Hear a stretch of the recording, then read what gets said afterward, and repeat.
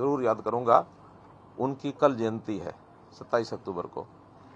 और डॉक्टर मंगल सेन जी ने ही हरियाणा में जनसंघ के समय से लेकर के और भारतीय जनता पार्टी के उस सारे सफ़र में कितना संघर्ष किया, कितनी मेहनत की, जिसमें से उन्होंने पार्टी को वहाँ तक पहुँचाया।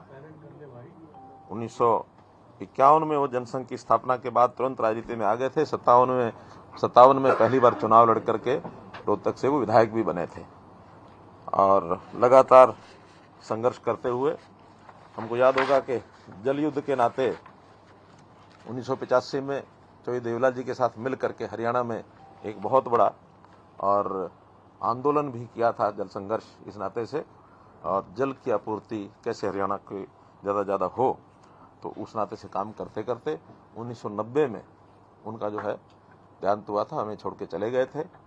लेकिन आखिरी वर्ष में उन्होंने एक जो कहना चाहिए एक दिशा, एक संकल्प, एक विचार हमारे सामने रखा कि हरियाणा की संपूर्ण राजनीति कैसे करनी है, इस पर आगे बढ़ना चाहिए।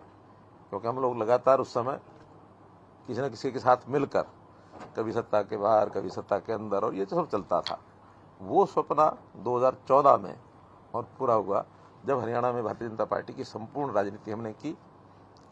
और दूसरा जो विषय याद करने का, उसी को मैं जोड़ते हुए कह रहा हूँ कि वो यात्रा हमने 26 अक्टूबर 2014 को शुरू की थी और आज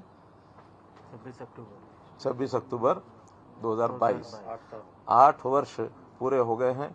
9वें वर्ष के भी लगभग 4 घंटे और ऊपर हो गए हैं। 26 अक्टूबर 2022, 8 वर्ष पूरे हो गए हैं।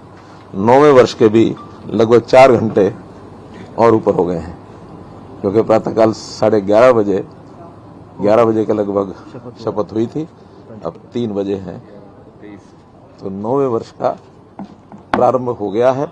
इस अवसर पर भी आप सबको, आप सबके माध्यम से हरियाणा की जनता को, पूरे बल्कि देश की जनता को, दिल्ली की जनता को मैं बधाई भी देता हूं, सबको शुभकामना देता हूं और आशा करता हूं कि जनता का सहयोग इसी प्रकार से जैसे 8 साल मिला है, इसी प्रकार से वो मिलता रहेगा। हमने इन 8 सालों में काम अपनी ओर से तो बहुत किए हैं। ये ठीक है कि विपक्ष का काम थोड़ा आलोचना करना होता है, नामी विपक्ष होता है, तो इसलिए करनी भी चाहिए। और कभी कभी उनके विपक्ष में विरोध करने के उसमें से कुछ बातें अगर प्रदेश के हित में हमको ध्यान में आ जाए तो हम उसको ठीक भी करते हैं। हमने कभी भी विपक्ष को इतना ज़्यादा यानी दरकिनार नहीं किया कि उनकी कोई अच्छी बात हमें मिले तो हमने न माना हो। तो हमने लगातार जो हमारे नीतियां, जो हमारी पॉलिसी, जो हमारी उपलब्धियां, देश के प्रधानमंत्री नरेंद्र मोदी जी, क्योंकि संयोग से 2014 में ही मई में हमारी केंद्र में भी सरकार बन गई थी, तो प्रधानमंत्री जी ने भी जो हमको एक ब्लूप्रिंट रखा है समाज की प्रगति का, प्रदेशों की प्रगति का, बराबर वो हमको संभालते हैं। तो उन्होंने जब जो रास्ते दिखाए, जो परिणाम से मिली, उस पर भी हम लगातार काम करते रहे। तो एकजुट होकर के 8 साल में हमने जो बहुत उपलब्धियां की हैं, कुछ जो चीजें ऐसी हैं जो जनता में बुराई के नाते देखी जाती हैं, उनको प्रहार किया और जनहित में जो अच्छी बातें करनी हैं उसको हमने आगे भी बढ़ाया। अगर मैं ये कहूं कि हमने प्रहार किया, 3 C पर प्रहार किया, करप्शन, कास्ट और क्राइम, 3 चीजों पर हमने प्रहार किया है और लगातार चल रहा है। क्योंकि विषय ऐसे हैं कि जो एक दिन में समाप्त नहीं हो सकते, चाहे वो क्राइम हो, चाहे वो करप्शन हो, चाहे वो कास्ट ओरिएंटेड सारा जो सिस्टम बना होता है वो हो। और इसी प्रकार से हमने 5S को प्रमोट किया हमेशा: शिक्षा, स्वास्थ्य, सुरक्षा, स्वावलंबन और स्वाभिमान। इन 5 चीजों को हमने लगातार प्रमोट किया है। बाकी तो इनके नीचे आने वाले अनन्य कार्यक्रम, अनन्य विभाग, उनकी अपनी योजनाएं, वो सब चलते हैं, लेकिन मोटे रूप से हमने लगातार अपनी इस विचारधारा के आधार पर अपनी सारी रणनीति बनाई है। और उसके बहुत से ऐसे पहलू हैं जो समय समय पर बताते भी रहे हैं। आज भी जरूर मैं थोड़ा समय आप लोगों को जरूर उसका बताऊंगा भी सही। हमने जैसे सबसे पहली अगर मैं बात कहूं तो भले प्रयत्न तो हमने 5 साल पहले शुरू किए थे, लेकिन सफलता पिछले 2 साल में मिली हमको। वो है परिवार पहचान पत्र, कि पूरे हरियाणा की आबादी का परिवार के हिसाब से उनके हर सदस्य का एक डाटा कैसे हम रख सके, ताकि हर किसी का कल्याण करने के लिए सरकारी योजनाएं बनाई जा सके। चाहे वो छोटे बच्चे 0 से 5 साल के हैं, चाहे 5 से 18 स्कूल गोइंग चिल्ड्रन हैं, चाहे 18 से 25 हायर एजुकेशन का लेवल है, चाहे 25 से 60 उनको एम्प्लॉयमेंट के नाते से उनकी अपनी आजीविका परिवार चलाने के नाते से है, और चाहे 60 साल के बाद आयु के लोग हैं जिनको अपनी एक सोशल सिक्योरिटी चाहिए, वो भी हमने अलग से उसके ऊपर ध्यान दिया है। और ये 5 वर्ग जैसे मैंने बताया आयु के हिसाब से बांट करके हमने अलग अलग विभागों के जिम्मे काम लगा रखे हैं कि भाई आप इस एक आयु वर्ग की पूरी देखरेख करेंगे। अब वो चीजें सारी स्कीमें उसी हिसाब से बांटी जा रही हैं। कभी एक पुराने समय में आश्रम व्यवस्था चलती थी, उस समय 4 आश्रम चलाए गए थे, ब्रह्मचर्य आश्रम, गृहस्थ आश्रम, वानप्रस्थ आश्रम और संन्यास आश्रम। वो 25-25 साल का उस समय का हिसाब था।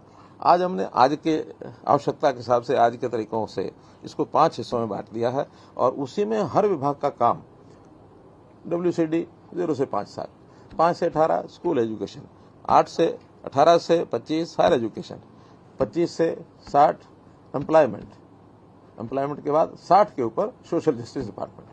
तो एक प्रकार के सारे काम उनके माध्यम से किए जाएंगे। कोई भी व्यक्ति समाज का ऐसा न बचे जिसको कोई तकलीफ है और उसकी हमारी योजना नहीं बनी उसका तकलीफ को दूर करने के लिए। तो यथासंभव हर नागरिक की चिंता करना, ये हम इस परिवार पहचान पत्र का जो एक हिसाब किताब है इसके माध्यम से करेंगे। काफी शुरू हो गया है, काफी आगे बढ़ेंगे। पहला उसमें कार्यक्रम तो बहुत लिए हैं, लेकिन जिसका उल्लेख करूंगा वो है अंत्योदय के नाते से मुख्यमंत्री अंत्योदय परिवार उत्थान योजना। कम आय के लोगों को कैसे आय की वृद्धि करके उनका सुख चैन कैसे बढ़ाया जाए। तुमने टारगेट रखा कि 1 लाख से नीचे पर एनम पर फैमिली जिनकी इनकम है उनको पहले सिलेक्ट किया है, और ये लगभग 7 लाख के आसपास परिवार हरियाणा में हैं जिनकी 1 लाख रुपए से भी कम आय, अर्थात महीने की केवल 8,000, उनको कैसे 15,000 तक लेकर जाए, ये योजना हमारी शुरू हुई है। इसमें हमने जगह जगह पर अंत्योदय मेले लगाए हैं, आधे लग चुके हैं, आधे भी बाकी हैं। कोविड के कारण से थोड़ा स्लो हुआ ये मामला, लेकिन आगे बढ़ रहे हैं। बैंकों से सहयोग किया है, स्किल डिपार्टमेंट के माध्यम से उसको सहयोग किया है, प्राइवेट इंडस्ट्री से भी हमने सहयोग मांगा है। लगभग 30,000 लोगों को बैंक के ऋण पिछले 6 महीने में ही हमने दिलवाए हैं। अपने पैरों पर खड़ा होने के लिए कोई छोटा उद्योग है, छोटा कोई अपनी दुकान है, अपना कोई ऐसा काम है जिसमें से उनको आय बढ़ जाए, और एक बहुत नीचे लेवल के लोगों को एक संतुष्टि है। तो इस नाते से ये काम हमने इसमें किया है।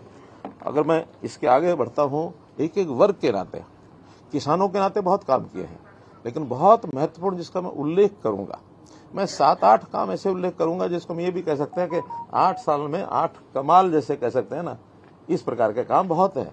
कई बार हमारे DPR साहब ये कहते हैं कि जब कभी कोई रिपोर्ट तैयार करनी होती तो मुझे समझ नहीं आता क्या छोड़ूं क्या निकालूं। सैकड़ों की संख्या में इनके सामने, क्योंकि सारा रिकॉर्ड इनके पास रहता है, फिर भी कोशिश करके हमने कहा कि प्रमुख 8, उसके बाद कुछ और उल्लेख करेंगे।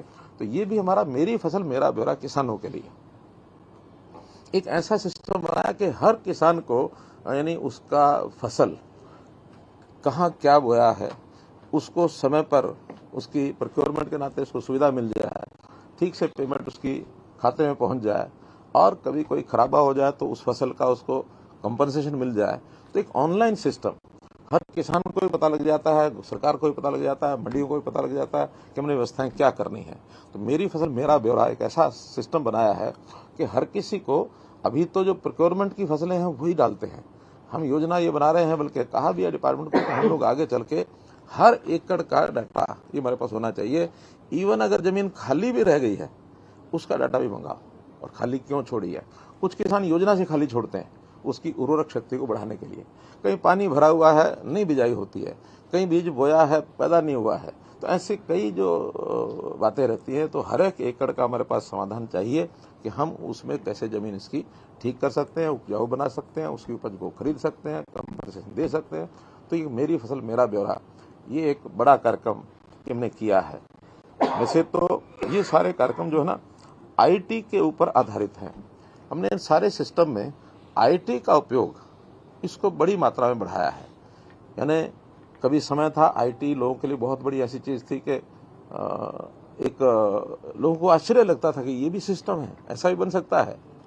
हम भी छोटे होते थे तो मोदी जी ने एक शौक लगा दिया हमको कंप्यूटर का, तो कंप्यूटर करते करते आज सारी चीजों का ऐसा लग रहा है कि सारी